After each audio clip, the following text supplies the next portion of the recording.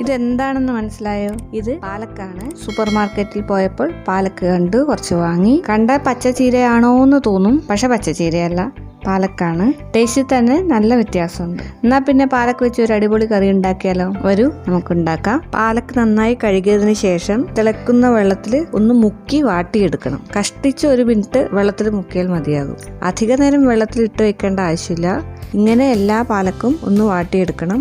ഇനി ഇത് തണുത്തതിന് ശേഷം മിക്സിയിലൊന്ന് അരച്ചെടുക്കണം. പാലക്ക് തണുത്തിട്ടുണ്ട്. ഇനി ജാറിലിട്ട് നേരത്തെ തിളപ്പിക്കാൻ ഉപയോഗിച്ച വെള്ളം മറിച്ച് കളയേണ്ട ആവശ്യമില്ല. ആ വെള്ളത്തിൽ നിന്ന് കുറച്ച് വെള്ളം എടുത്തിട്ട് ഇതിലേക്ക് ഒഴിച്ച് അരയ്ക്കാം.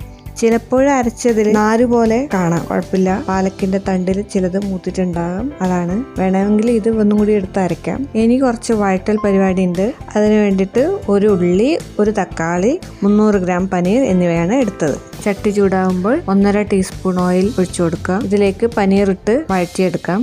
ഞാൻ എപ്പോഴും പറയുന്നത് പോലെ ഒരു ലൈറ്റ് യെല്ലോ ആവുന്ന വരെ മാത്രം വഴറ്റിയാൽ മതി. ഇനി പനീർ വേറൊരു പാത്രത്തിലേക്ക് കോരിയെടുക്കാം. ചട്ടി കഴുകേണ്ട ആവശ്യമൊന്നുമില്ല, ഇതിൽ തന്നെ ബാക്കിയുള്ളവ വഴറ്റിയെടുക്കാം. ഓയിൽ കുറച്ചും കൂടി ഒഴിച്ചു കൊടുക്കുന്നുണ്ട്. ഇനി ഓയിലിലേക്ക് 1/2 ടീസ്പൂൺ ജീരകം ഒന്ന് ഇട്ടിട്ട് പൊട്ടിച്ചെടുക്കാം. ഇനി അരിഞ്ഞു വെച്ച ഉള്ളി വഴറ്റിയെടുക്കാം.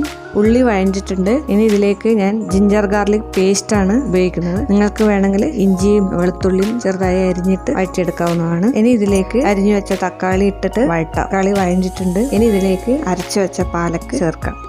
1/2 ടീസ്പൂൺ മഞ്ഞൾപ്പൊടി, 1/2 ടീസ്പൂൺ ഉപ്പ്, 1/2 ടീസ്പൂൺ മുളക് പൊടി എന്നിവ ചേർത്ത് നന്നായി ഇളക്കി യോജിപ്പിക്കാം. ഇനി ഇത് ഫ്ലെയിം കുറച്ച് 10 മിനിറ്റ് അടച്ചു വെച്ച് വേവിക്കാം. ഏകദേശം 10 മിനിറ്റ് ആയിട്ടുണ്ട്. ഇനി നമ്മൾ നേരത്തെ പാലക്ക് തിളപ്പിക്കാൻ ഉപയോഗിച്ചിരുന്ന വെള്ളമില്ലേ, ആ വെള്ളം ഇതിലേക്ക് ഒഴിച്ച് നന്നായി ഇളക്കി യോജിപ്പിക്കാം.